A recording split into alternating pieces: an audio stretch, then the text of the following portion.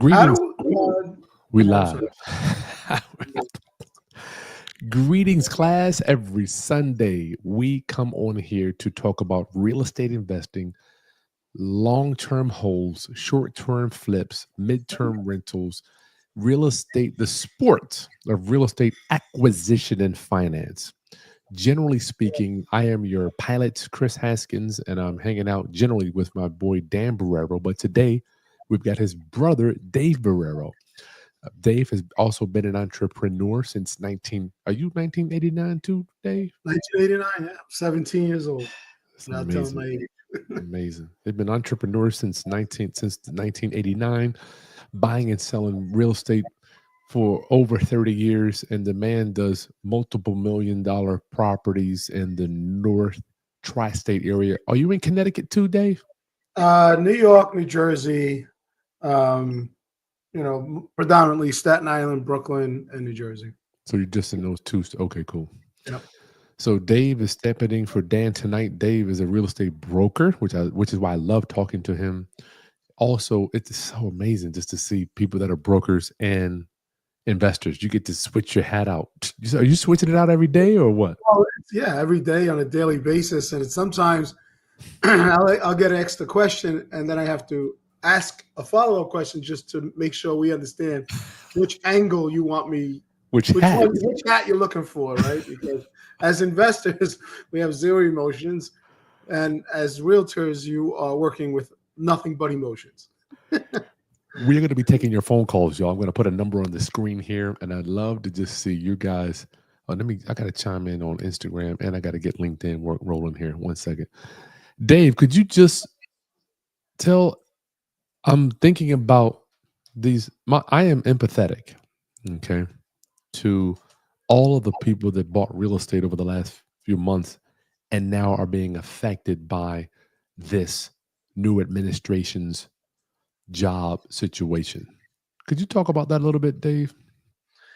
I mean, it's a broad spectrum when we talk about exactly what's happening in administration. Mhm, But like any other administration, changes come to about, right? Things come in, things change, nothing stays the same, right? If mhm, you change nothing, nothing changes. So uh, I think anyone that has a job and they're not working for themselves, they're on the butcher block. I've always Anybody. said, I think anybody at any given point, regardless of administration, um, you know, they often say, how good is your job? And, oh, I have a great job. Well, if you went into work tomorrow and you got that pink slip, how good would your job be? Right? The only one that can determine who you are and where you go is yourself. So Mm. if you're in a position of working for someone, unfortunately, no matter what time of day it is or what administration is being bound to us, you may go to work and find yourself with no job the next day based on cuts. This is something I just want to make sure that I'm completely transparent. In the past, Dave, and we want to take questions, y'all. Put in where you are, please. All my round up homies, put where you are and your name and your state where you're coming in from. Dave, usually I'm like, I'm not even paying attention to politics, because frankly, it's just not productive for running a business. They can- It could really mess with your mind. But when I look, I don't even want to say but. I'm gonna say and when I see the whirlwind that's going on now, Dave, my heart, I'm so empathetic to people. I'm just imagining. I know I see the market and I see people buying $700,000, $800,000 houses. And It's then it's when the houses that I yeah, predominantly deal with, right? your stuff starts at half a million, right? I Yeah, mean you're yeah, like, yeah. Oh, yeah. I mean, they're at the minimum of a million, but yeah. I sometimes I have felt this for many years now. Over the last 5 years at least. Like I see people making these decisions based upon what they make this moment, knowing Mm, they don't have much to fall back on. mm, But they move forward with the understanding that they're making enough money today to survive tomorrow, forgetting that you may need money to survive for at least another year or 2 years, consistent of tomorrow, if mhm. things change. And this is the first time we're really seeing that, like, not not incremental. Like it's just like falling off a cliff change when it comes to job positions, right? And it's just this you don't know. You just don't know. Dave, I've got so much respect for you. You've been around the block, dog, since '89. I mean, have you ever seen anything like this? Nothing with the fear of. So I think in the past, like I think a lot of people knew where the cuts were coming from. That there's just like there's no rhyme or reason. It's just broad and fast and quick and just it's tough. It's tough, which is one of the reasons I always say I'm so glad of what I do for a living, ourselves as entrepreneurs. But even then, that there's no security for us either. I keep telling my daughter thinks that I just wake up when I want, go to bed. Yeah. I just do. I'm like, baby girl, we got to understand this word. There's a word, y'all. It's called interdependency. Interdependency. I learned this word maybe 15 years ago. We beat our chest like we're independent business owners and do this and that, but when you really boil it down, Dave, all of us are intertwined in this thing.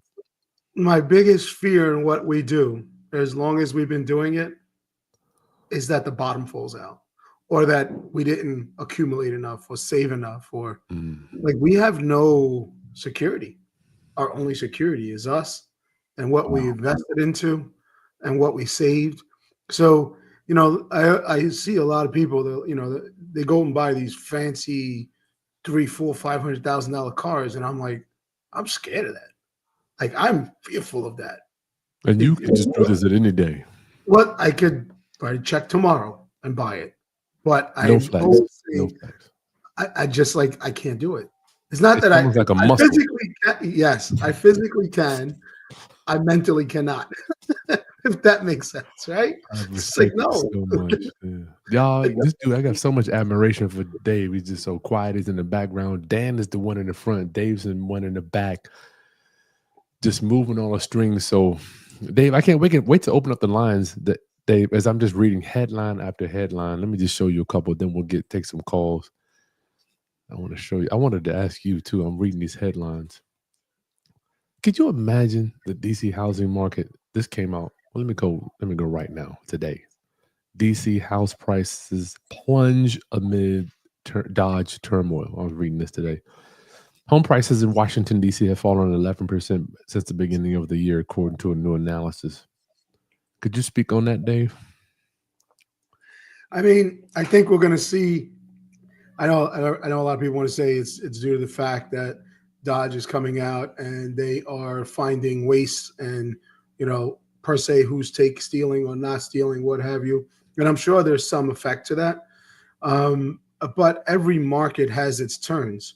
And I mean, Florida is in a big turn. Vegas is in a turn. I think it's the secondary markets, but DC itself is a transitional market as well, based on who's in office, right? So every time there is a turn, I'd like to see. You're showing me the number today. I'd like to see what the numbers were 4 years ago in the last administration turn, right? So if we can compare, say the last 3 years of what those turns look like, then we could see if where the effect really comes in place, right? Because there has to be some type of downturn or swing, right? When administrations change. My mentor always told me, Chris, trees don't grow to the sky. Just doesn't happen. Markets are going to have to change. So I have, once again, I got to say, we have had such a run in the real estate market. It is, so pre-COVID, it started to settle down, but pre-COVID, it was running for 10 years, right? It's like, wow. Then COVID comes, bam. And then the rates drop, and then even the rates come up. I mean, it slowed it down somewhat, but there's still no inventory. Without inventory, I don't see a slowdown coming, right? But again, certain markets will have that inventory for whatever reasons they are in any specific market. But like the thriving markets like New York, New Jersey, things like that, it's just, I mean, New Jersey is it just came out as one, if not the most expensive state to live in. I think it was number 2. Did you know Virginia Beach was 5? We have the 5th. I'm like, Saw that. I was thinking, did you see that? I couldn't believe it. I'm like, I'm sitting in one of the hottest. I, Anyway, listen. I knew Jersey was obviously I live in Jersey, but I knew Jersey it's been hot. was high. But I didn't think we were going to be like there. Like Yeah. I that's think you're number 2 or 3. I saw that. yeah. That one shocked me. So, That one guys, we're going to take phone calls. Before we do that, I want to make sure you guys understand that a week from today, Dan and I are going to be doing the rental property buying blueprint. I'm going to be teaching you guys how to acquire your first rental property without losing your shirt. I'm going to show you how to find a realtor, how to estimate the repairs, how to make the offer. It is extremely important. How do you make the offer, right? Make sure that the numbers add up.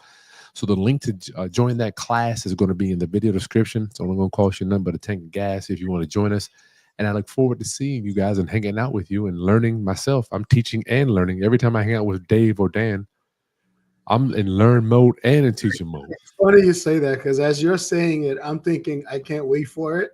And meanwhile, I'm, I've been doing it my whole life, but every time it's I think I learn more from the questions that are being asked Boom. than the words we're offering, right? Mhm.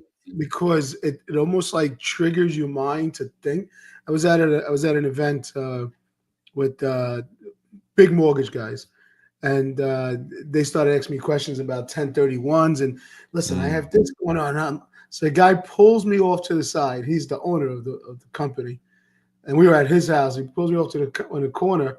Within like 2 minutes, there was like 4 or 5 people around us just listening.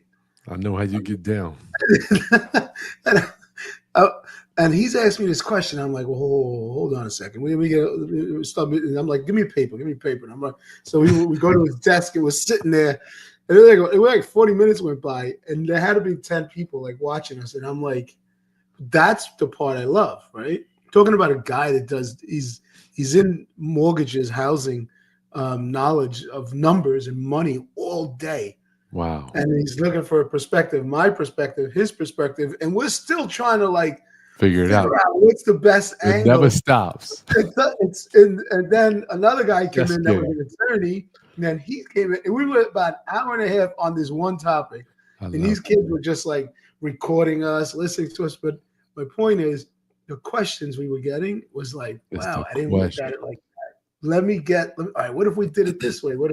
We still didn't derive to a specific way of doing it, Mhm. but he's got a better. And I called him on Monday, and I'm like, Anthony, you have me up. Let me tell you, this is what I'm thinking now. And he's like, You're thinking how does about it one in question? bed. Yeah, because it's a question that I know eventually I'm going to utilize that strategy. Mhm. And it's one of those that make you think, right? As much That's as we cool. do, as much as we know, you got to think. You know what? I'm so glad you're saying that. Callers, IG, anybody, IG, LinkedIn, YouTube. There's our number 757-204-1332. 204-1332. Give us a call. We'd love to help you with your deals, help you with your business, or how you're being affected by this new administration. I'd love to hear what's going on so we can have empathy for you. Dave, I want people to understand, even that you have been doing this since 1989, you still have to think about each situation. It's so different, especially in today's world. It's just constantly changing, shifting, moving, pivoting. It's it's almost impossible. What you knew yesterday or even 5 years ago, obviously parts of that you're still going to utilize, but there's so many new strategies happening, and there's new ways of doing things. One of Yeah. my agents called me today. He was at an open house, and he's like, "Just downloaded this app.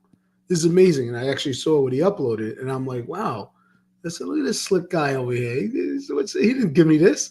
He texts me. He's like, $159. How you like it? I'm like, just send me the name of the app. I'm buying it. But my point is, what he did in 10 minutes would normally, I got to send him, I got to hire a videographer, come in, edit it, wait 2 weeks for it, get it back, and then upload it. 5 minutes, Wow. done. That is so crazy, man. I think, Dave, are you noticing that business is moving faster and faster and faster and faster as the internet evolves? You know, we always talk about, the Vault conference, right? And I will never forget. Patrick Bet David said, "What speed is everything." Speed. I remember him saying, "It's if you think it's fast now, put your seatbelt on because it's not going to get any slower. And it's going to get a whole lot faster." Mm. And it is literally that. It is evolving on a daily basis, and if you don't, it will leave you behind, right? You have to move with it.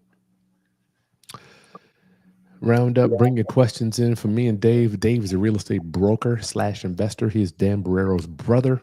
So these guys do real estate in is it 3 states or just 2, Dave? Well, we do Florida, we do New York, and we do New Jersey. 3 states. And then we, dibble dab here and there, on small stuff, turning paper stuff. But yeah, we're predominantly in those 3 states. But it is definitely, it's been a ride last few years. Tell me what you're seeing, Dave, regarding this new, I guess it's taking a back seat now, the NAR decision to change the way the buyer's agents are. Is it the buyer? Yeah, the buyer's agents. The buyer's agency position. It was really all the positions, but again, explain it real quick. Break it down for people that don't know what it is, and then kind of explain how it's unfolding. I'll explain it in the most simplistic way that will still sound convoluted at times. So, because there's just no simple way of doing it. It's like a political thing. Yeah. So it's basically you have a seller side and you have a buyer side. As a listing agent, you represent the seller, and you come in and say, okay, you're paying me, let's just use flat numbers, you're going to pay me 3% to represent you as a seller, as a selling agent, listing agent.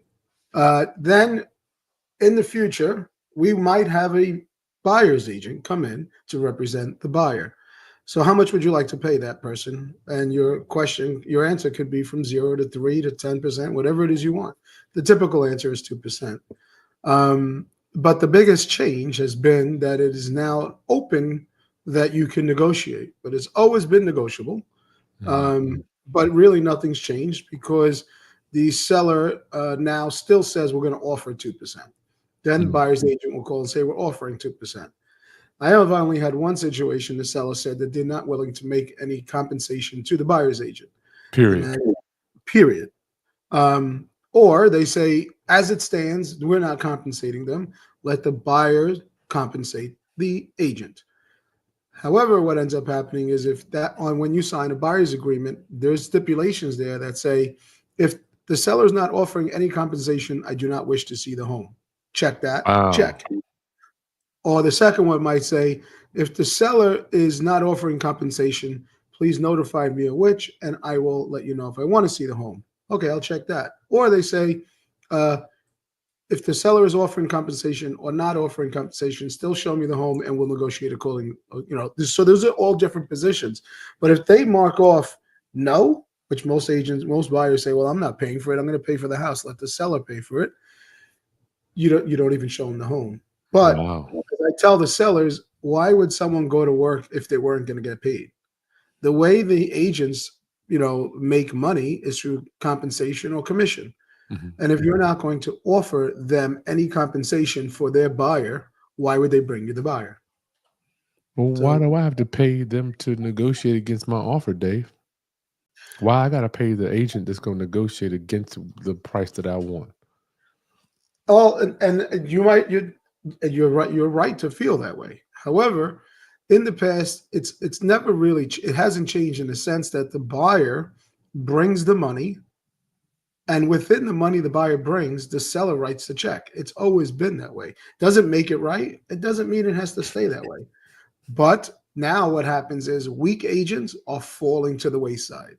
What you mean? And if they don't know how to negotiate, they're not willing to ask. What I coach my agents to do are very simple. Don't call the listing agent and ask them how much they're offering, because what they're offering is irrelevant. What you do is make sure you create a contract that the seller can't say no to, and present that contract to the seller with the commission structure that you want. If the commission structure doesn't work for them, but the numbers do, well, then everything needs to be adjusted. So you don't negotiate the commission, you negotiate the worth of the home and what the seller is willing to accept with the commission structure you have in place. So give us an example of that, Dave. Say the house is $500,000. House is $500,000. I need 3%. So I'm negotiating a $15,000 commission. Seller says, well, hold on a second. I can't pay you 3% at 500,000, even though it's asking price. I was looking for more like something like 525,000, and I can pay you the 3%. So what I always say is, okay, so you want $525,000 for your house. Yes. Okay. So now the number to the buyer is 525. We're negotiating from the counter offer, which is 5.25. The 3% commission comes off the top of the deal, but it's all part of the deal. And that's how it gets negotiated. And in essence, it's always been that way. It's always been the commission is part of the deal. And any seller or any person or anyone buying or selling a home, what do they really look at? They look at the bottom number. They look at what it is they end up with. Commissions aren't the only thing. You have state transfer tax, you have COs, you have attorney fees, title fees, search fees, all these things, right? No type of So, stuff. and depending on the state, depending on what side that lies on, right? Whether the title costs or the buyers, the sellers, or what have you. But there's all other fees. Nevertheless, the biggest fee is typically going to be the commission. What are appraisers playing ball? Do they get the purchase and sale agreement? Are they calculating, okay, I can add a little bit more, or are they being strict to the value and saying you buy and sell or y'all work it out? So the appraisers are getting the contract. They get the contract. They know exactly what you're paying, but that's always been the case. That hasn't changed. I know they get the contract, but do they know about this agent? Are they like, yeah, I could maybe add 10 grand and kind of make this deal go through? I don't think they care about that. It's the number's the number. So if there's a $10,000 commission involved, Caller, hold 1 second. Caller, 1 second. Go ahead, Dave. Just that goes into the actual price of the home. So again, they're Hi, I have a question. 1 second, caller. Okay. 1 second. Let me let Dave finish. Go ahead, Dave. That the price of the home itself, the commission itself rolls into the price of the home. Now, the only time it doesn't is if the buyer is choosing to pay an additional 2%, 3%, 1% outside of closing, then that can be added into it. And the way they usually do that is the seller says, okay, instead of 500,000, we're going to make it 515,000, and we're going to give you compensation of 15. Let's finish this conversation, Dave. Let's take the caller, and then we'll come back to that one. Thank you. Caller, state your name and where you're calling from, please. Caller, state your name and where you're calling from, please.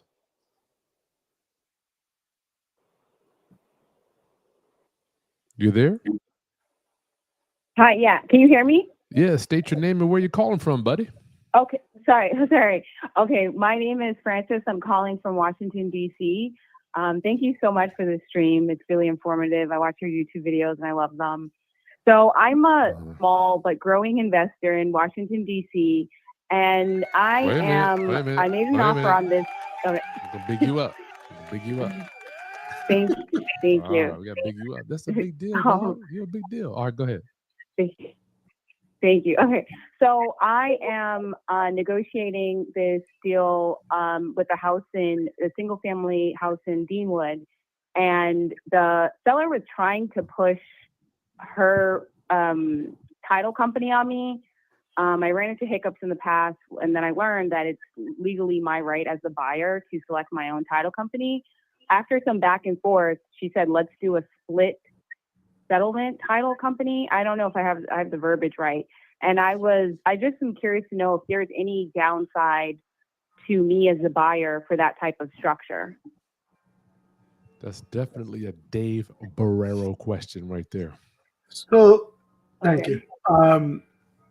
So typically the only time I see that happen is if you have. What is that? What tell me what is a split service? So it could be that one title company is pulling title, and then it's going to be reviewed by another title company.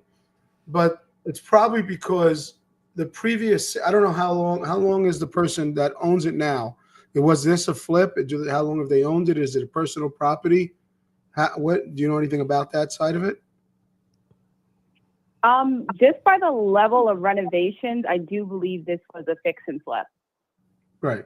So if the previous owner, contractor, whomever it might be, entrepreneur, LLC, whatever it is, if they purchased this from a foreclosure, that title Mm. was accepted and certified and cleared by a specific title company. And it's a lot easier to Mm. use them because now they're searching title from that position on, and they're going to certify that title based on the previous position. So You think they got a special? They got a special warranty day, right? right. So when that happens, I mean, they should have disclosed it. It makes things a lot easier when you're giving real information and reasons of why, as opposed to building concern where there's no need, right? Because if you have a Yeah. title on the property and there's no exceptions on that title, if I know, do you guys use attorneys in DC? I'm not sure. I don't think you do, right? Depending on the how big the property is. No, we don't. We don't have to. Okay, right. You don't have to, but you should, especially in a position like this. So what happens is the title company is going to Okay. go for the title, and if you don't have anyone to protect you in your corner or review that title and check for exceptions and things of that nature, even though you have a title, they may say, well, we're offering you title insurance with the exception of XYZ. So if XYZ happens, that title insurance doesn't cover you for that XYZ. So you have to be very careful with that. And if someone's pushing for their own title company and you allow them, they have to pay for it. So they don't have the right to say you're using this title company and you pay for it. Then they have to pay for it as well. So you could turn around and say, fine, use your title company, but you're paying for title. And I have an attorney that's going to review that title once we receive it. Okay, so I wanted to qualify when I said no. So with my title company, I used her on my first property. She's really great. So there is an attorney that works within the title company. But your question was, is there a third party attorney like reviewing the agreement? Is that correct? Yeah, but the attorney that's going to review the attorney that works, there's always an attorney that has to write the deed up and things of that nature. But that's not what the attorney's not representing you. They're drafting the deed. So don't misconstrue the fact of attorney. Attorney position is an attorney you hire. That's an attorney that's going to get paid like $200-300 just to draft the deed. They're not looking at the title. That's not their job. You didn't hire them to represent you. You hired them to draft the deed. So be careful with that. Yeah. You need to know. Francis, go ahead. Oh, go ahead. Yeah. Oh, sorry. I just wanted to follow up to your question, to your comment. So, I mean, so it was my understanding with like a split settlement title. And again, I'm probably saying it wrong, that I will pay for the buyer's title fee, title and insurance free. And then the seller will pay for the seller's title services. Is that correct? Or the services are one thing. We're talking about search, recordings, things like that. The search and everything else is the biggest part. Got it. But yes, everyone's going to have their own title cost. Why don't you, Francis? Why? Not that it's a big deal, but I'm just curious. Why wouldn't you want to use their title company? Who cares? They're going to represent you just like you. So I ran into so I was actually on a contract with the property. We bought a house last week, and we had a title company represent us from another city. I never even met the people. As long as the paperwork is straight. Yeah. Go ahead. I'm sorry. Title companies are certified companies. They're bound. Yeah, they're not going to play games with whoever, for whoever. They lose their life. Go ahead, Francis. Yeah, I actually was under contract on a beautiful property in Pigtown, Baltimore City, and the seller said, "Hey, indirectly, you have to use my title company," and I did, and they were just doing a lot of shady stuff.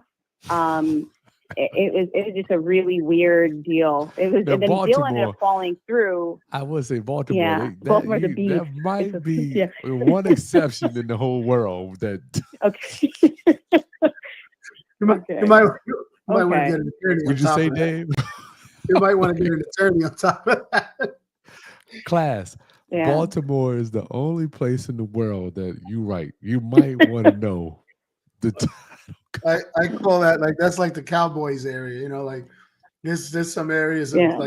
like North Jersey that the real estate agents up there they're a bunch of cowboys. Like, and then you go to Central Jersey, it's like wow, everyone's like a professional. And then you go down to like really up North Jersey, forget it. It's a wild west. But this property isn't in Baltimore, though, is it? The one we're talking about? No, no, this one is in Deanwood, DC, so Northeast DC. Okay. People don't want to play around in DC, Yeah. dog. You don't want to have a shady. Yeah. They're not gonna.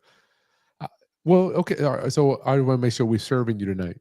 Use their title company. They're probably gonna get a discount. I will tell you, when I flip a house, some title companies, if I have a buyer come in, I'm like, I'm not you. It's one title company locally. I'm like, look, I'm not even gonna sell you the property if you use them. Can I do that legally? Probably not. I probably can't do that. But when I just say I don't want to, because he doesn't. He won't break out our checks like we wanted. But what's the problem using them? You didn't tell us. Why don't you want to use them? It could be PTSD from the whole Baltimore City thing, but like you guys said, Baltimore City is an exception.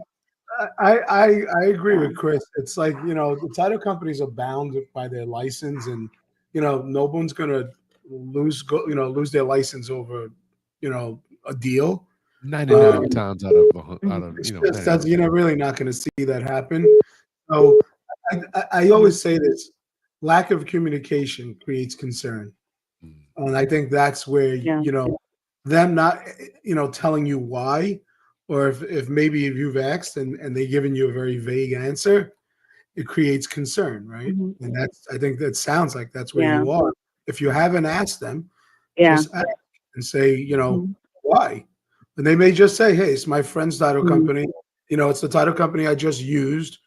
I just closed this deal with them, which in fact, if you utilize that title company and they just closed it, the title itself will be less money because there'll be a credit offered for that. So that could be it also. So they may just be they might be looking out for you, but they haven't explained themselves properly, and it's therefore it's a concern. Francis, we got to take this next caller. Good, thanks for calling in. All right, thank you so much, gentlemen. Yes, ma'am. Bye. You're very welcome. Great night. Call from. Hey. I always mess this up. Caller, you are on the line with Dave and Chris. Please state your name and where you're calling from, my friend. My name is Kay. I am calling from Miami. Hey, Miami. You could have said something like North Carolina or like. She's got to get us jealous, right? Yeah, come on, man. I'm gonna cut. Where's my button? Cutting you off. Don't do that. Sitting up Miami. Chris has a foot of snow on the ground. I got 30 degrees outside. She's hanging out in a bikini on the beach. Oh, God. I wish. No. I'm trying. I'm kind of sweating because I'm trying to figure out how to navigate this new market, this change, slowing down in some places. But my question is, sometimes, like when I do appraisals, like for one house, say for example, one appraiser will give me one amount, and I can do an appraisal with another company, and they give me a completely different amount. I don't know how they come by these figures. I know they're supposed to be using like sales, like comps and stuff like that. But how can the figures be so off? And is there a way to appeal an appraiser? Who would you go to?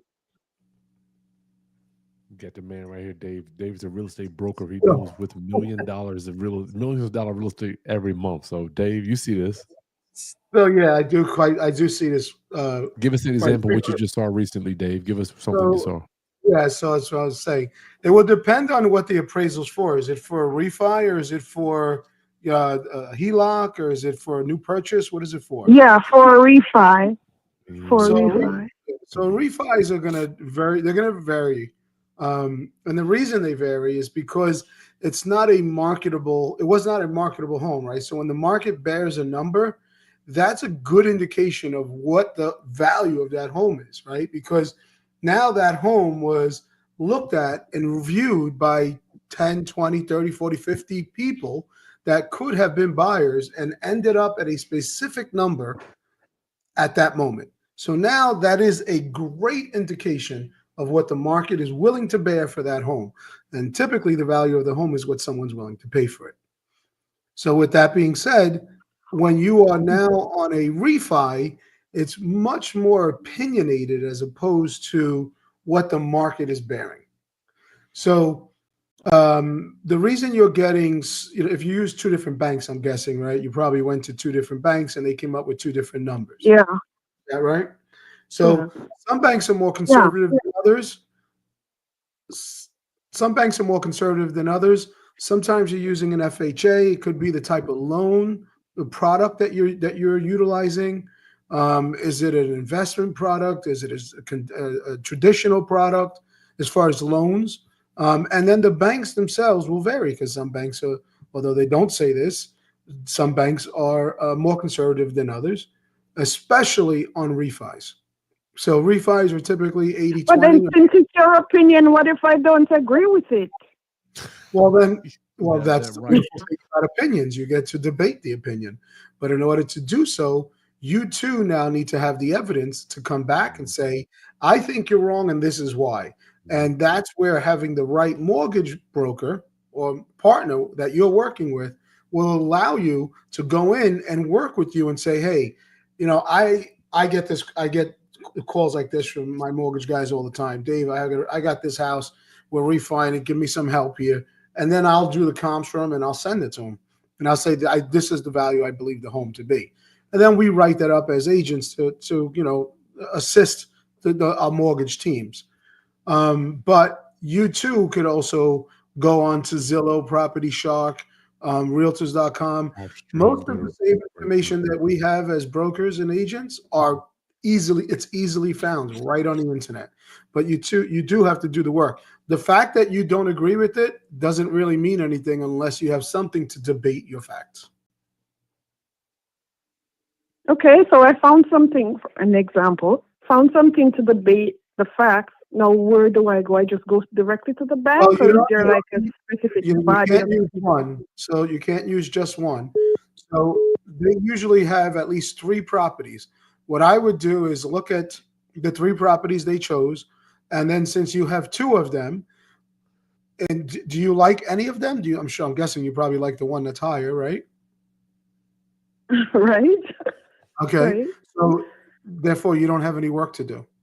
Take that copy of that appraisal and say, hey, listen, we just did this appraisal. Why aren't you using these comps? Okay. Like those numbers, use that appraisal. Now, the appraiser, a lot of times they take it and say, you know what, you're right, because you're actually looking at a certified appraisal with someone that carries the same license. So if something they may just have missed something that you're showing them. So I've seen that as well. They might have. And honestly, It's because I feel like the property that they use, first of all, the ones they use for the comps is like older. They use older sales than more recent sales that are actually closer to the house. Depending on your market, your older sales could actually benefit you. So the fact that they're older doesn't mean they're wrong. So you can go, 12 months back. You can go 6 months back.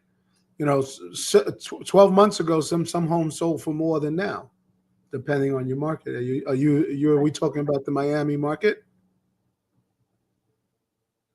Right. Is the home that you're looking at? Is it Miami? Yes. Yes. Coastline markets are getting hit. Yep.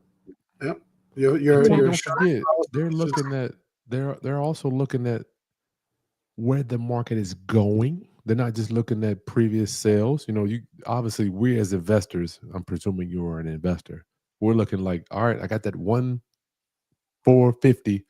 That means I can get 450, right? And in this climate, you just can't do that anymore. You have to look at, they're going to look at active listings to see what's listed now, and which way the market is trending. So 2021 market was trending up, right? So now 2025 market's trending down in some certain areas, So Tay, is really going to be on your shoulders to go in there and paint the picture for them. Yeah. And I don't But think all appraisals are right. I personally agree with you so much on that, Chris, because the trend of the market has never played such a big position in these appraisals as it does now. Back when COVID first started, the biggest problem was the trend was moving so fast they couldn't keep up with it. Then they finally caught up with it. Now they have the reverse position to take into account also. And remember, they're appraising an asset for the bank. That's all they're doing. And by doing so, they're also protecting the bank and making sure that appraisal is done correctly. They're not trying to.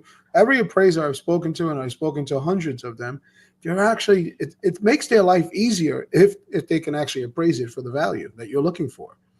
They don't actually want to underappraise it. They'd rather appraise it.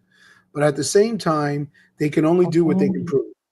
So don't think of them as your enemy. Think of them as your confidant, and what's the best way of working with them, because you're both after the same goal. That's great. Thank you. And Chris, big up to you because you're always giving us such good stuff. I appreciate you so much. You're very welcome. Y'all say this stuff, I tell you, because you hear this. Much love to you, Tay. Thanks for calling. You are such a gem. I'm so happy to find you. Thank you. Wow, I needed that. Thank you, Tay. Good luck to you. Hey, good luck to you, Tay. Dave. I want to ask you about appraisers being high. Caller, hold 1 second, please. Dave. Yes, sir. Don't appraisers refinance come in a little high, generally speaking, because they know the lender's only going to loan out 80% or whatever, so they're trying to get as much money out of the deal as possible. Yeah, I mean, so that's another thing. They know whether you're doing a 70, 30, 50. They know this stuff. They know the numbers, right? So they do have an understanding where they have to come in, but no matter what, they have to prove what it is they write. Yeah. But yeah, sometimes they will. I mean, I get shocked sometimes. I just did one. It was $1.3 million. The last one we sold in there was like $1,175,000. And and this was only like 3 months ago. And I'm like, but the second house was amazing. It appraises. I'm like, this is amazing. But it's crazy. Opinion. Caller, you're on the line with Dave and Chris. Please state your name and where you're calling from. Hello, this is Tim Whalen, and I'm calling from Kentucky. Tim from Kentucky, fried chicken. Oh yeah, welcome. KFC. About that, dog. I was just in Kentucky. What you doing down there, Dave? I was in West Virginia riding my side-by-sides with my sons. Oh, yeah. And we drove. We were in Hatfield, Boy. We drove all the way through from West Virginia to Kentucky. I didn't see any pictures on Instagram. Did you take any? Yeah, that was last year. I put some up on Instagram. Oh, that was last. I thought you. Yeah, that was last year. No, it was great. I'm going back though. That's a different world over there. How can we? It is beautiful driving. I mean, it's amazing. We parked our trucks and we never drove it again until we left. It was awesome. Beautiful out there, man. Yeah, that's nature at its best. Yes. Tim, how can we serve you, buddy? So my question is, I have a real estate agent that sent me a lead here the other day. I'm not really interested in using this person. I have another real estate agent that I trust, but I don't want to piss this guy off and him stop sending me leads. Could I legally use another guy for these leads? And what are y'all suggestions on how to use this lead without burning the bridge? These are Tell me more about all the lead. Is a broker lead like questions tonight, Chris. it's always just stuff on the Roundup Network, dog. Tim, tell me about the lead. Is it like, hey, Yeah. here's a house address, go look into it, or is it like, here's a motivated seller, phone number, they're ready to go? Oh, no, it's just that address. So they sent me a Zillow link, said, look, I think you might be interested in flipping this. I said I would get back to him later on. I sent it to another agent, and he did the comps for me, and he said it might be a pretty decent deal as long as everything pans out. I really want to use this guy, but I know the other guy gave me the lead. So, and I don't want to, like I said, he gave me a pretty decent lead, and I don't want to piss him off, but I don't want to use him. Dave? Let me ask you a question. Do you have any buyers agreed Yes, sir. signed with anyone? No, sir. You don't have any buyer agency agreement. So right No. now, so most agents, they're not doing buyer's agents agreement, although legally they're supposed to. And typically it's the reason that they're not pushy agents, which is good, right? So as long as you don't have a buyer agency agreement set up with either agent, the fact that one agent sends you a lead and doesn't pan out, or say, let's just say one of my agents send you a lead, but you rather work with me instead of them, then you bring me the lead. There's no legality behind that, so you have really no concern. But he wants the guy to he wants the guy to feel good about him and keep sending him in leads. Yeah, he wants to have the write the cake guy and eat check. it too, right? That's what you mean. So Write him a check. I mean, can you just write him a check? I mean, you're not doing well, here's my thing with the guy. He's also my property manager, and I'm getting ready to fire him. That's a big difference. I think he sent me the lead to keep me on board. I would butter you up a little bit. So if you really get rid it's not working. I think your concern is that if he sees that you actually bought that property down the road and he wasn't the one who took care of you, that's the issue you're going to have, not right now. Right. Is that right? Okay. Right.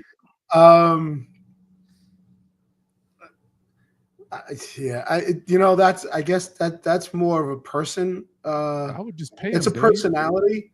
So do you think that the other agent is going to work with you or work better for you? Is that the reason? One of the reasons? Yes, the other agent's very experienced. I mean, he's got 15, 20 years under his belt. This guy here is he's new. He just got on board. He just got his license. And I don't trust his judgment as of right now. The way he handled my properties, I'm just not satisfied. He really don't know anything as far as housing goes. So this guy here that I'm going to use, like I said, he's got experience, and he can we've done it before. He can look at a house and tell me, hey, this is what it takes to do this, this, and this. Right. So Tim, you've really answered your own question right there. Yeah. And I think your struggle has to do with really not so much that you don't want to use them because you don't like them. It's you want to use the best person to facilitate your needs and your business, correct? Yeah, absolutely. Because the other guy's a super nice guy, but we're doing business. Well, the one that's inexperienced is really super nice? Yes, absolutely. Well, he's got nothing else to work on, so he's got to be really nice. Personality. so right. I ain't mad at right. Yeah, it doesn't mean that the guy that is experienced isn't nice. However, you're going to pay the same amount, whether it's something or nothing, to work with an agent, right? Why don't you? There's too many people that get caught up in the fact. I hear this all the time. Well, I want to use your team, but my sister-in-law's sister just got her license. Okay, well, let me ask you a question. Yeah. God forbid you fall ill. Are you going to go work with me? I just became a surgeon last week. I got my license. However, the top surgeon is around for the last 30 years and has 1,000 surgeries under his belt. Who are you going to work with? I want to work with the experienced surgeon. There you go. Zelda says pay for the lead. Work with the best doctor. Zelda says just pay for the damn lead, Tim. Yeah, okay. I can do that. Absolutely. And you know what else you can do? I'll give you a quick one. So Okay. I guess that's my next question.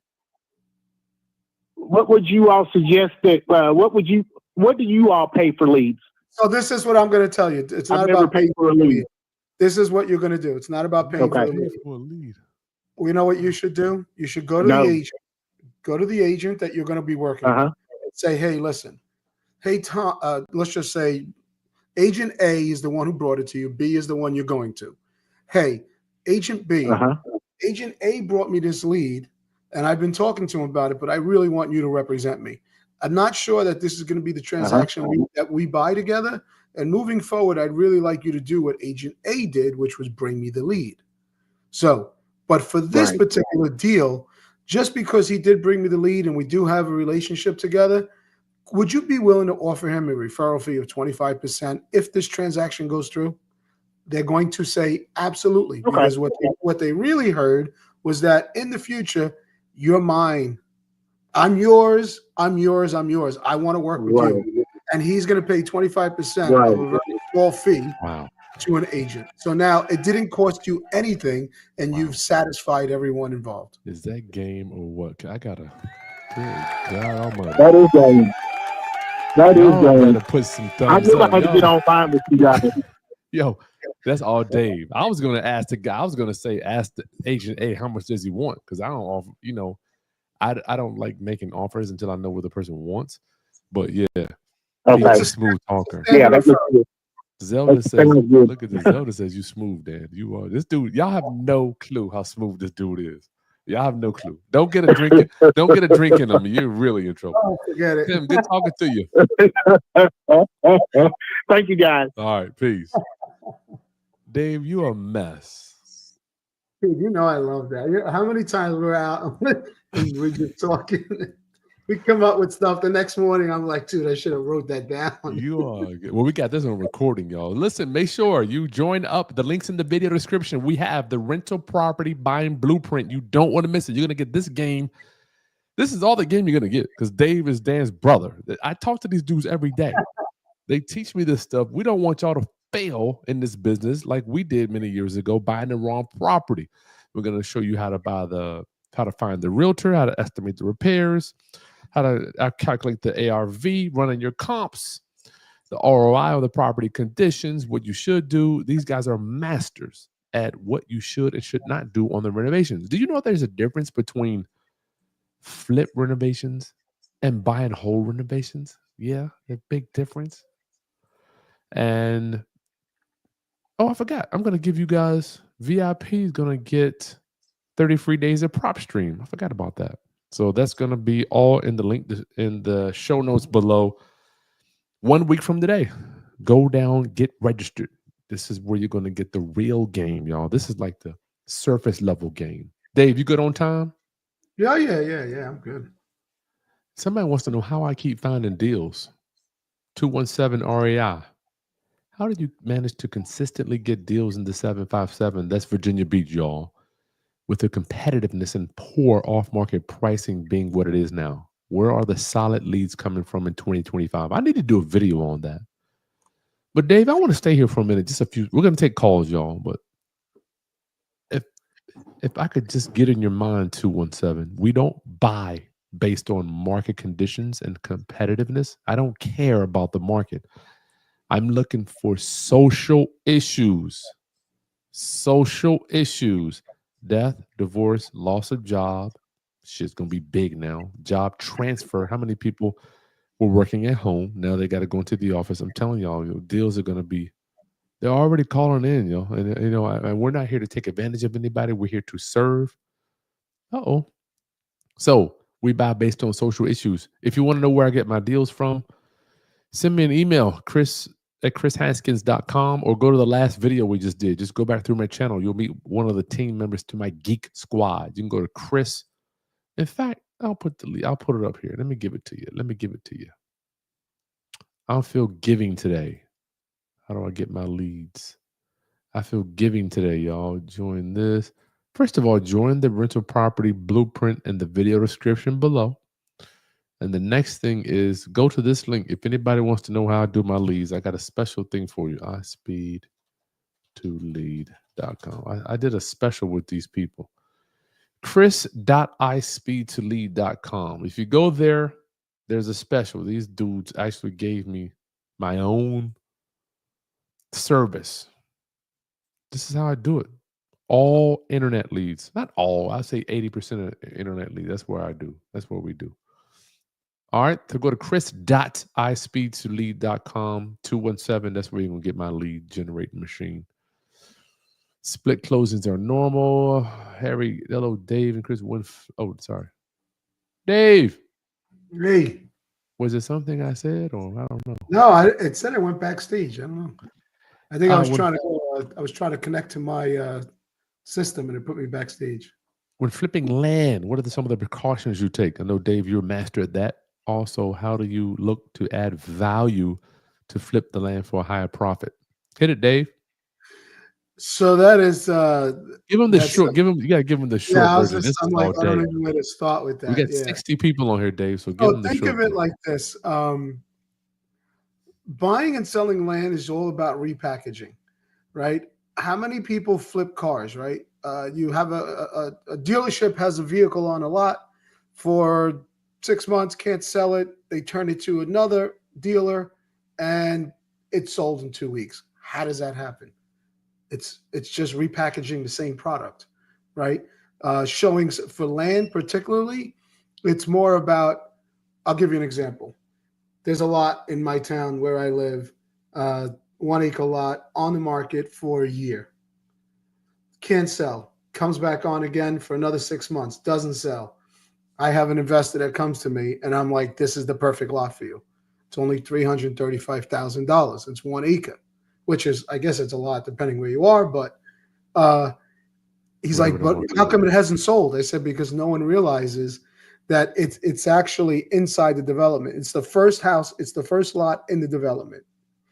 So that lot, the house that's on it, which used to own the entire development, was a farm. So that was the actual owner.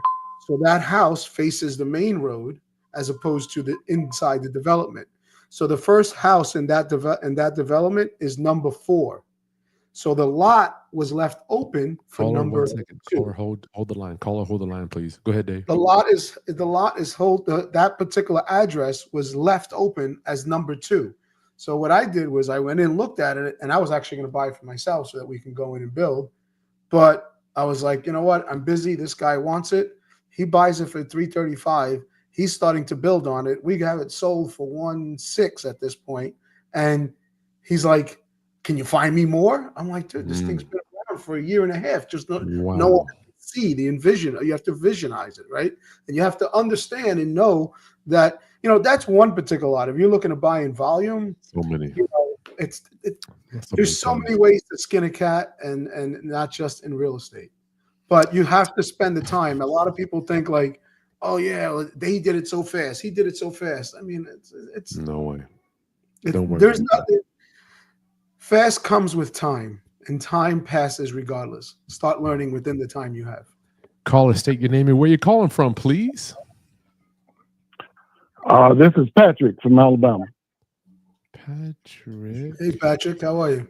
From Alabama. What up, Patrick? All right, good to hear from you, brother. How can we serve you today? Thank you. Yes. I have a question since we have a realtor that's on the line. Pretty much. He's a broker. He's a broker. Broker. Yeah, but I ran into a problem. It just bugged me for like years. This happened like 6-7 years back. But I usually pick an agent that I live in a small city, so I try to find agents that pretty much own properties that, being in a small place or area or whatever, it's hard to find that. So it's really the agents that let me get to the point. I had an agent that, that was, I picked an agent that was pretty much showing a lot of properties around my area, but every time I had that person I told them what I wanted and everything, they would just give me stuff like in the war zones or whatever. I didn't want that, but I started bringing deals to them. I just want to use them as a buyer's agent to basically use to go back to the seller's agent. But I was finding out that like stuff that was sitting on the market for like 5-6 months, where actually I would go into a bidding war with them or whatever for, the property. It went on for like 9 months. And then I finally just got pretty much got rid of them. And I was just wondering, is there any way that I can find out who like a buyer's agent and the seller's agent? Because it's like bothering me, because it seems like I was being undercut with the houses that I was bringing to them. Like they were just basically taking the houses I was bringing to them and basically putting me in a war with their other buyers. So I was just wondering, was there any way that I could, find out like if they were just trying to undercut me? It sounds like so you're saying that when they represent you as a buyer and they're the listing agent, they're putting you into the battle of trying to buy that particular property. Is that correct? Right. Because the properties would sit. They would be on the market. Now this was back in like 16, 17, and I was like, they were like sitting there for like, needed a lot of work, sitting there for 5-6 months, and I would find it, and I would bring it to them, but for some reason it'd be, I would be in a bidding war, and I would lose the bid. I don't know if they would take it back to their buyers. I thought you were talking about more of today's time, let's say within the last 2, 3, 4 years. No. Yeah, well, today's world, bidding wars are kind of normal. I usually tell people, if you're not willing to fight, don't get into the war. It is. We ourselves. Was that? What you got for him? Basically, I can't really talk about what happened in 16, 17 because it's so long ago, but I can tell you how to win today.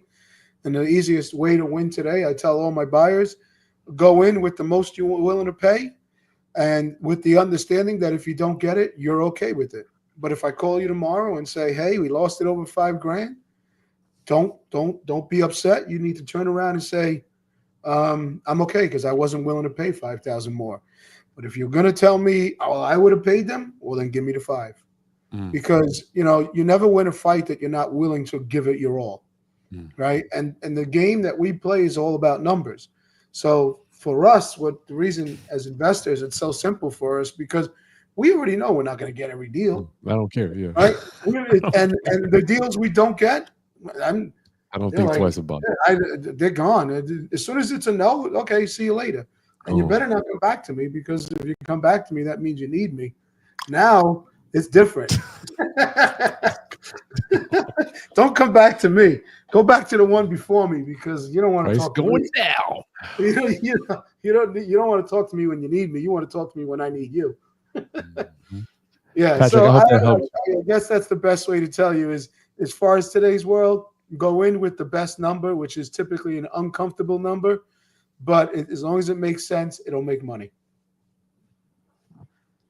Yeah, basically, the only thing is, I was just trying to really find out is there any way I can know who the like when they close, who is the buyer's agent and who is the seller's agent. Well, today's world is very simple. You want to know who the buyers, you want to know who the listing agent is, just go on Zillow, go on Realtors.com. Then it's easy to find. And today's internet is much different than 16, 17. Even PropStream, Patrick, do you have PropStream? Just goes right there. Go to Kris Property Data. You got to have it. The listing agent's built right into the thing. Oh yeah, there's no more hiding. No, Anybody- I'm talking about. I'm speaking of the other agent, not the listing agent. The The other buyer's agent agent? would be your agent. If you're the Right. buyer, I was just. No. I'm just saying because I was thinking I was getting undercut, but I have no way of knowing that if I don't know who Man. actually. I see what my you're saying. agent They're is. telling you. I see what he's saying, Chris. He's saying No way. there's you know. another offer on the table, and that means He they're wants to bumping know. him up. That's the confusion. You relationships, only want though. to pay what you need and not what you have to. Don't even Right? worry about You know, that, man. just don't worry about that. Just make your The offer. numbers mean nothing to the Make other your person. offer. It doesn't matter. You could have Make 10 your other offer. people in there. Make your offer, make it strong, make it the best you can. If they take it, they take it. If they don't, you move on. Move on. Patrick, you got people that are using daddy's money. You got people that are using cash. You got people that are using hard money. You got people that are using private money. You got people that are using home equity lines of credit. You got all these different types of buyers. And if you think about their offer, you will never win because you're like, what if they this, what if that? Make your best offer. And you know what's crazy? When you just do what you can do, you almost put an energy out there in the universe, and the universe is almost like, I like this guy. Yeah. He's willing to put it on the line. This is what I can do. This is what I can do for you. I have used that. Patrick, repeat after me. This is what I can do for you. This is what I can do for you. And that's it. I always say I can appreciate and understand the position you and your clients are in. However, this is the best I can do. This is And the I best. can promise you that the best I can do is probably the best you're going to get. This is what So I can do for you. let's do this. And we're going to, and the deal you have, I don't know if you're going to get to the finish line, but one thing I can guarantee you is if you work with me, we're crossing that line.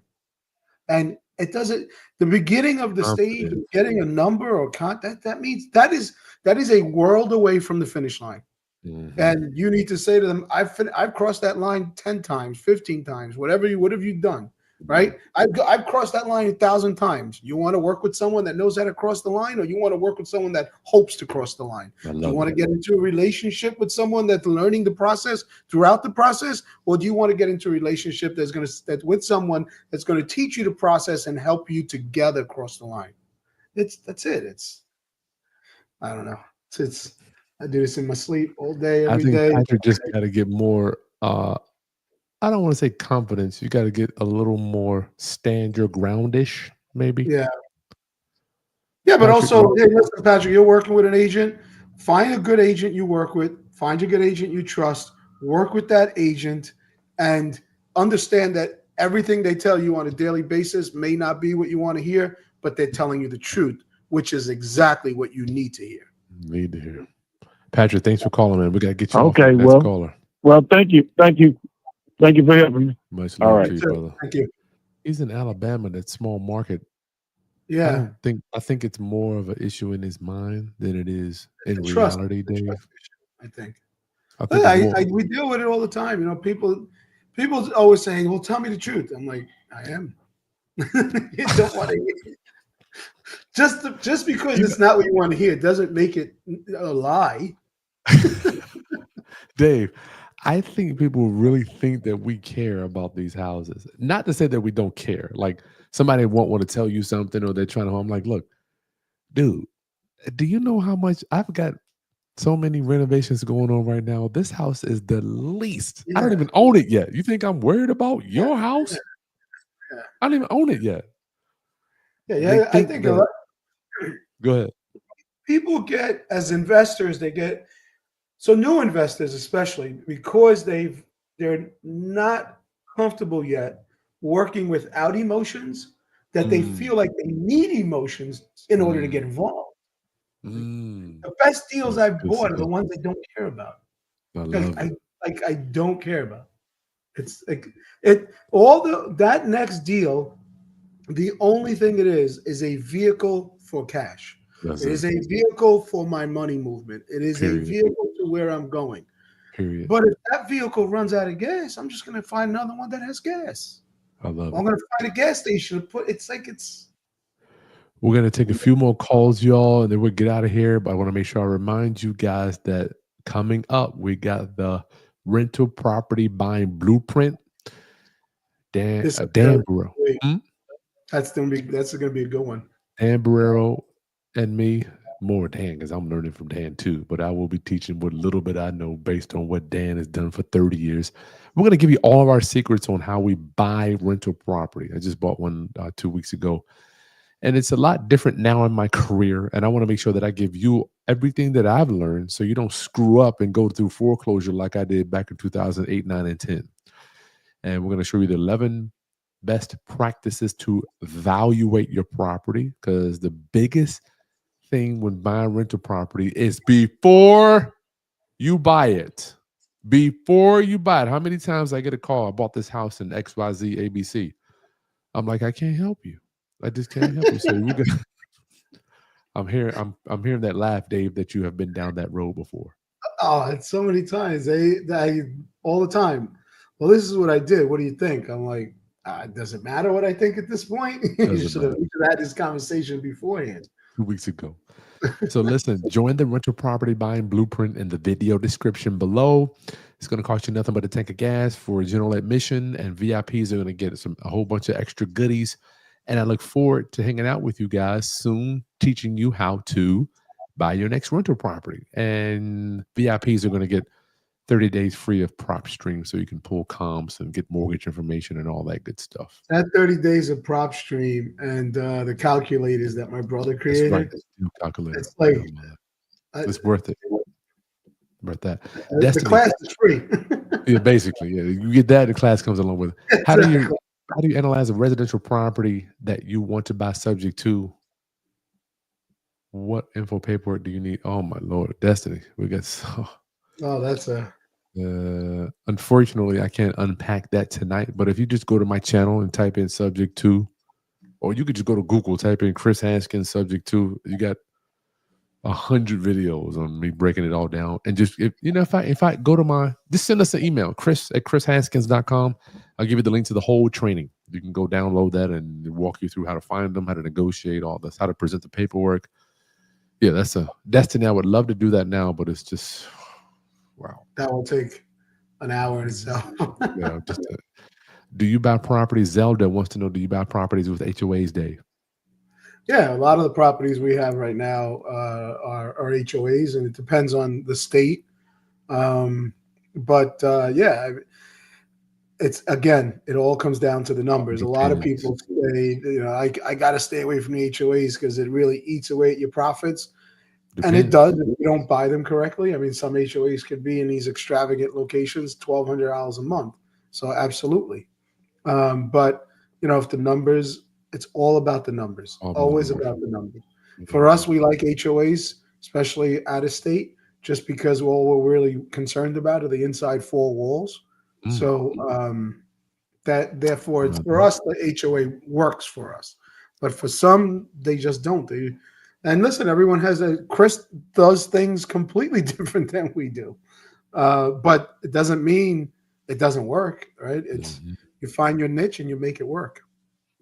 Yep, they do. Dan and Dave do a lot of traditional rentals.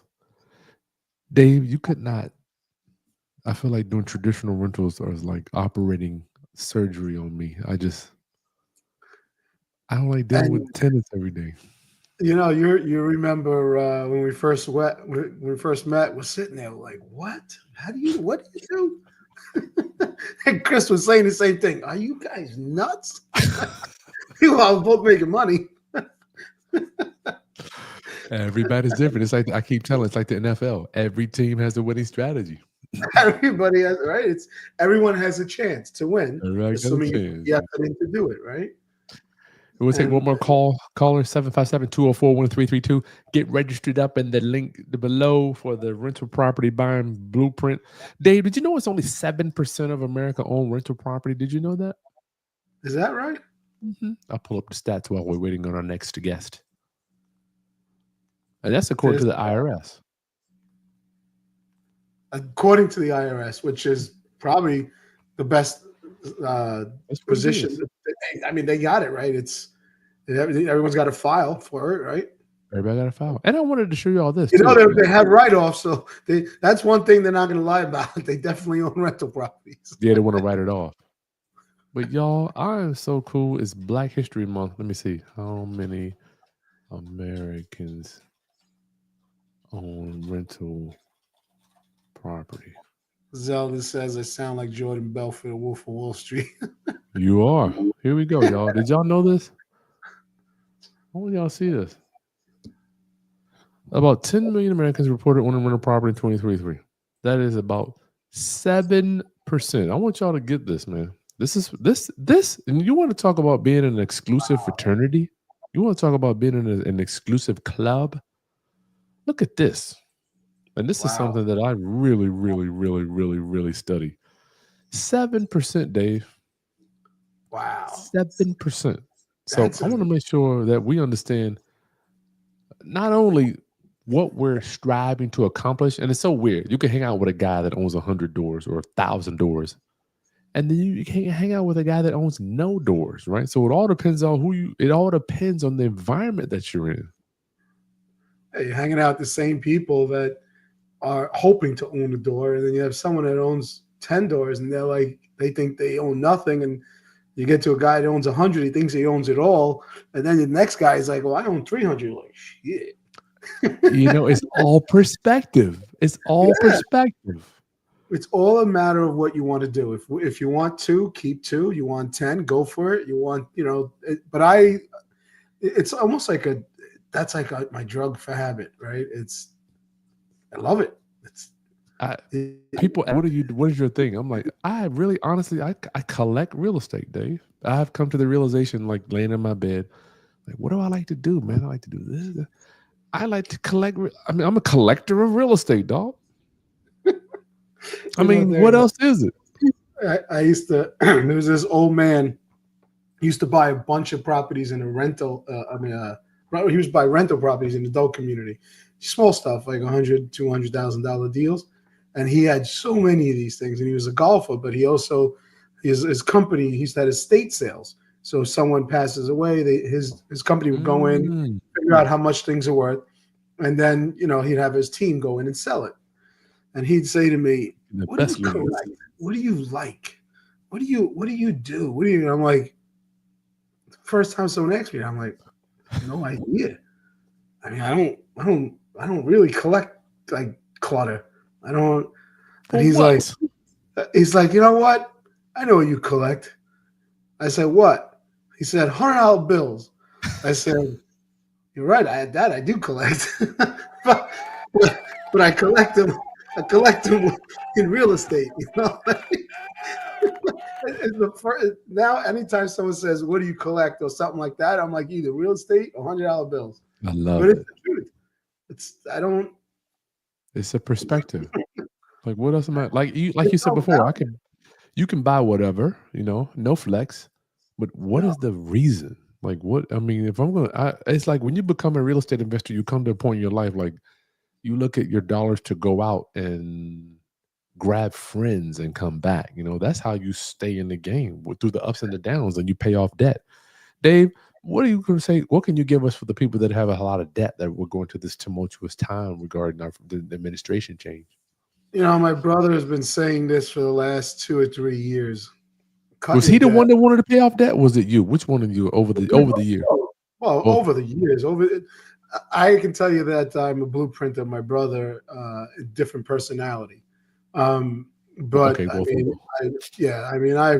I've owe my life to my brother and my father, everything they taught me from the beginning. We've always implemented our own way of doing things, but with the same mindset. And it's the most important part of who we become, right? And, they say, you surround yourself with 5 people of value, you will be number 6, right? Love it. Turn that around and you'll still be number 6, but without value, right? So, it's as far as debt, paying down debt, my brother has been doing that his whole life, and that's where we are. We've almost, pretty much debt free. Y'all, go ahead. it's crazy because a lot of people in the investment in the real estate side, well, that's crazy. They You look have at to me have like I'm a schmuck. They look at me like I'm a schmuck. I gotta tell you. yeah, exactly. Yeah, it's like you pay that house off. It's like awesome. Like I don't know. Some people say, well, no, I gotta have a mortgage so you have a tax write off. I'm like, No way. I No. guess that's how you want to look at it. I don't Everybody's know. different. But Everyone's Dave, I want to talk about how unsexy it is to sink money in an asset over time, every time. It's like I have actually to this day never seen a video done. I'm the only guy that I know have done a video doing extra principal on a loan. I've never seen Yeah, I anybody. see you do that, and even I seen you go with your daughter to the bank and make the final payment, and I'm like, and everyone else is like, what an idiot, and I'm like, that's my man. This is what we do. It's like imagine. I always remember my brother. You know, we've come up with these master plans year after year. You know, we're gonna get another building. We're gonna do this. We're gonna do this. We're gonna do that, and then eventually they'll all be paid off, and that's our retirement, Yep. right? And if the plan comes to fruition, if you stay consistent in it, right? But it's difficult to stay consistent in the plan you create, and it's a lot easier to say, "Well, I tried." Right? To us, it's to say we succeeded, that we stayed consistent, and consistency doesn't come easy, right? It's just sacrifice to it. You know why it's And not easy, Dave? I found. You know what I found? Why it's so hard? Because it's no reward at the beginning. oh yeah, It's no satisfaction. Like it's almost like taking $100 and just dropping it in the ocean. yeah, it's You know, gone. or 1,000. Like Yeah, you get yeah, because no. but at the end, when you're there and you're making that final payment, you're like, that's how, that's why, these are the reasons, right? But you know, paying off one is easy. I don't want to say it's easy, but it gives you a good It feeling. is. But when you get there, it's like another Oh one, my and another God. one, and another It's so one, much. another one. Okay, the other ones are easier, right? The That's so the much first easier. million's the toughest. Yeah. After that, it's like that was easy, and it wasn't easy. But when you this is a promise. If you put your head down and work and work and work and you have a plan to make 1 million, but you stay consistent in that plan, you're gonna get to 1,000,005, and he's gonna turn around and be like, "Oh shit, Wow. I just, I just, You I don't just even did notice it. You fine. passed it. And I got 2 more months. I You got 2 passed more it. months. You pass it like this, It's so crazy, right? but if you're focused on the outcome, you lose the process. Disconnect yourself from the outcome. If your checks will flow as long as you chase the process. You cannot chase the check. But Wow. chasing the process doesn't mean the check is promised to come. Mm. Mm. So it's difficult. The hardest thing to do is fail and continue trying. Dave, I want to ask you two things and we'll get out of here. I feel now when I pay extra on my principal, I've only got a little bit left. I get more of a dopamine hit. Like at the first when I did it, it was almost like draining. It was like, oh God, I cannot believe I'm paying extra on this. I felt so stupid because I'm like giving away money, right? Now when I do it, even if it's just $500, I get like this huge hit of. I'm like, it's satisfaction. Yeah, because you've already experienced what it feels like to make that final payment, even if it's not on your primary household. You know what that feels. Listen, I'll tell you one thing. It's indescribable. It's when you win, it is an amazing feeling. And that's why they say win is win. Because we just refuse to lose. Wow. We will eventually win. That's it. We don't lose. I lost today. Don't mean I'm going to lose forever. You take it and enjoy it, my friend, because I'm coming back for it. Don't think you're going to hold on to it too long. Speaking the truth. Thank you. You are welcome, Miss James. That's what we do here. How much extra principal do I recommend? She does $60 a month. I can. You're going for your app, right? I'll tell you right now. The easiest way to continue making payments that you are sacrificing to make is to download an app that enables you to see what it, and you can get to play with it. I mean, the app I use, where's my mortgage app? It's a very simple app. I've used it for years. What is the goal we're trying to do with this app, Dan? Why are you talking? So, Why are you looking? So what it does is this: you put in exactly what your payment is, what your principal is, what your payment, or rather, what your principal is, what your down payment is. You know, if you want to, it even has spaces for like your taxes, so on and so forth. But if it's just keeping to the fact of principal without escrows, you could say, I'm going to make one extra payment of $60, $100, $200 a month.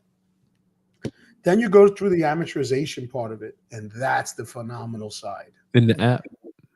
Right in the app, it will show you how, it will tell you, okay, if you make $100 a month extra, your 30 years goes down to 21 years, and your savings is $300,000 in interest. That's what I like. That is what gets you excited.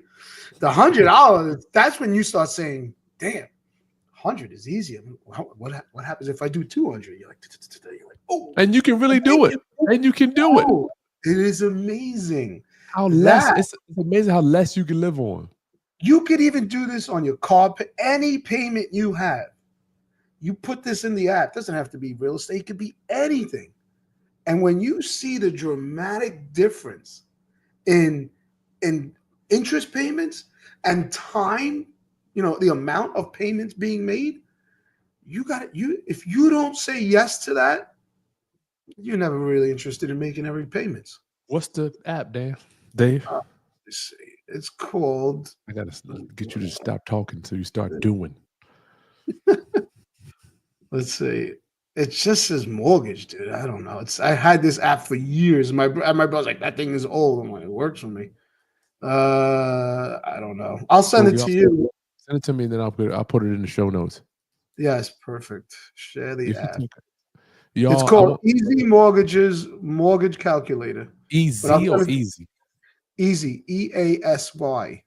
Easy Mortgages Calculator. But let me send it to you, and then you'll be able to put it up.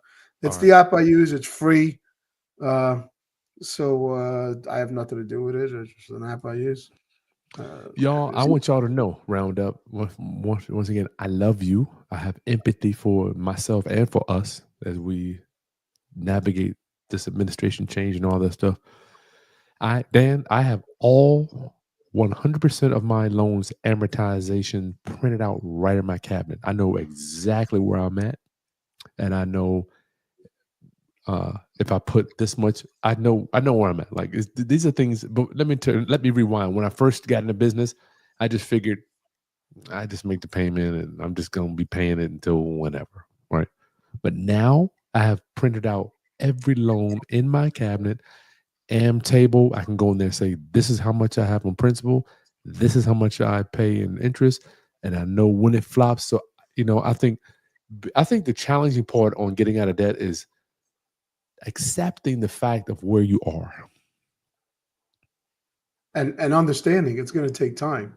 You didn't get into debt overnight, and you're not getting it out of it in the morning, right? So everything comes in time. The biggest issue with today's world is the fact of instant gratification, and everybody wants it now. I thought about it now, but how come I didn't have it yesterday? Well, you didn't have it yesterday because you haven't even set a plan to have it today, right? So I think that's big.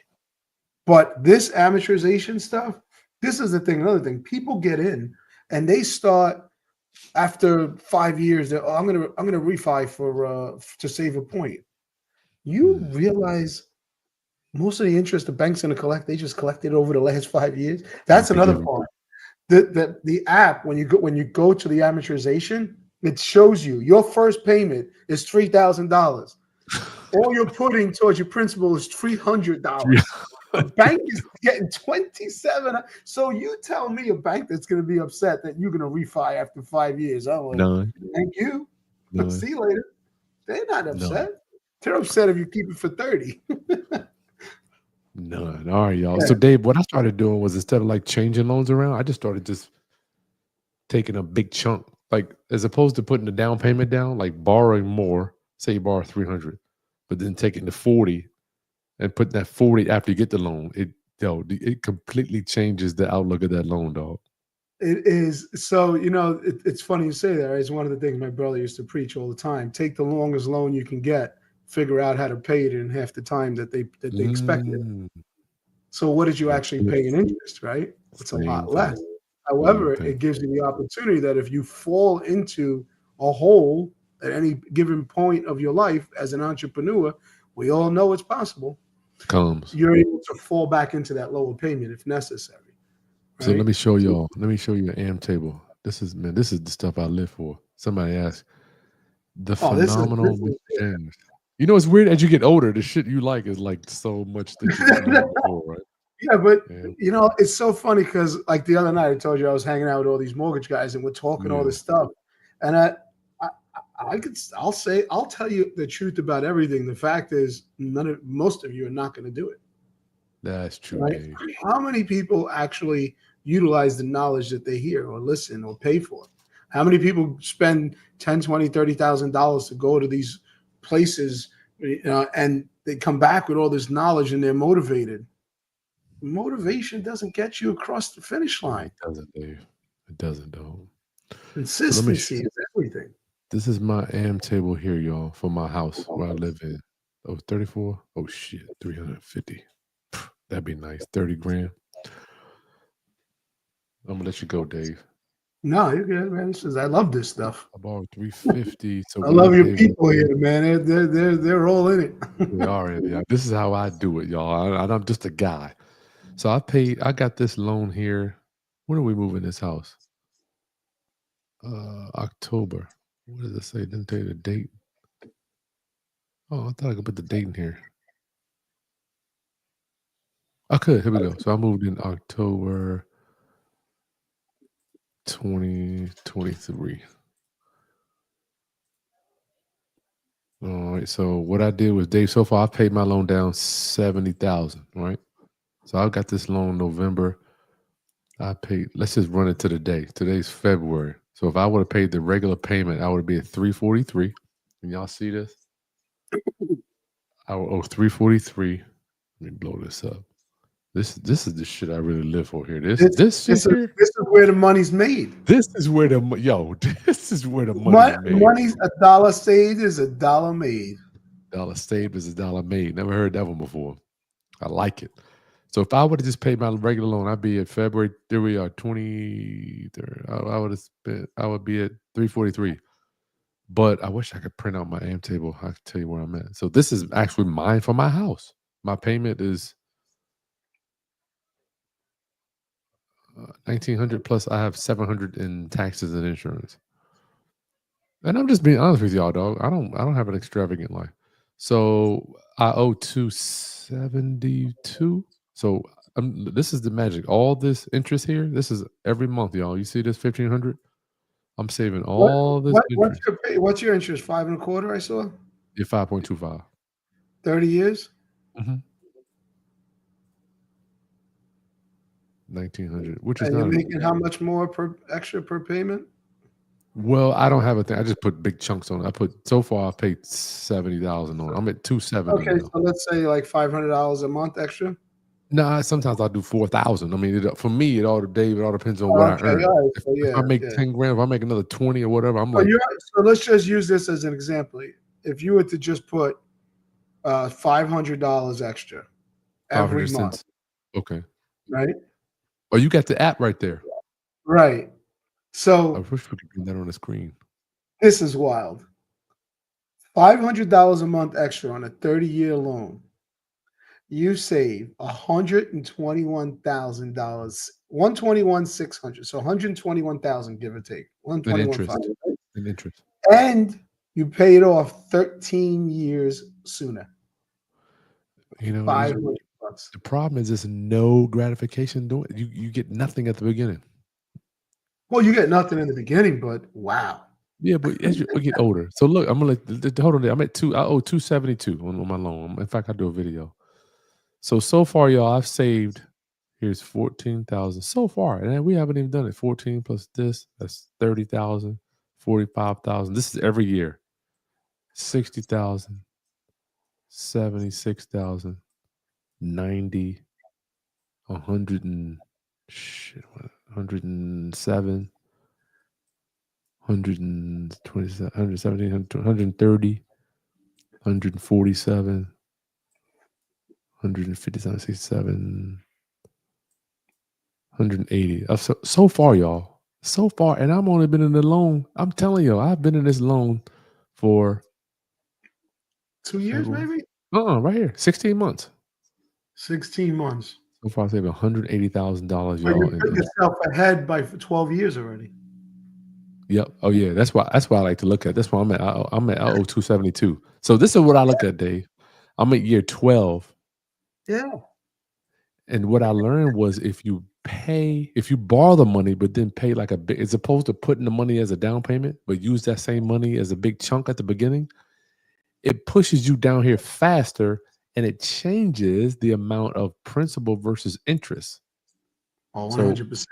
I've got, this thing went back. As opposed to let's take me, and y'all, this does take time to look at. Let's say if I was in February, look at my interest. My principal is only $400, right? But now that I'm at 270, my principal is $740. So Dave, what I learned was you really have to be a time traveler with this shit, dog. You have to learn how to really, go back and forth, look at it's a whole level skill set. It's discipline. It's the same thing we talk about all the time with, people that take HELOCs, right? They're like, I'm going to take a HELOC, it's a home equity line, right? Yeah, I'm going to take this HELOC. I'll never forget a friend of mine buys a house. We got married about the same time, my wife and his wife. And so they bought a house. I bought a house. They bought it for about 200. I bought it for about 200. 7 years later, we both moved. I owed about like 110. He owed $490,000. And I'm like, wow, how did you go up? I'm like, I don't get that. How did you do that? Well, I took the guy was on vacation every 3 times a year. We would go on vacation and I get the basics. He goes on vacation, sits in a penthouse. And I'm like, why would they do that? You don't even sit in the room. You're at the beach, you're on the water, you're getting changed. Like, I don't know. But deep, man. Deep. Yeah. All right. Discipline. Last thing. I know I got so many questions for you. No, man. Tell me about the word. I want to talk to you about a word that I am applying to my business life. And the word is stamina. I hear a lot of newer investors and people getting in the business. They look at 1 or 2 deals, they make an offer and they get burned out. They're like, man, I tried. Tell us about the amount of stamina it has taken you to get here, Dave. It's the same thing as consistency, right? And stamina, stamina is very important, but it's the understanding that nothing comes easy, right? And when I think of stamina, I think of pain, right? Because you got to go through that pain, and what keeps you going is your stamina, right? How does a boxer stay up on his feet 12 rounds after swinging for stamina. It's stamina, but your stamina comes from your training, right? So if you have to train, this is a fight you're in. This is a 30-year fight, right? I remember, I forget which event my brother and I went to. But we talked to this guy Rodriguez, and he's like, "Yeah, I know you guys." And we're like, "You do? Yeah, you guys are 30-year overnight success, right?"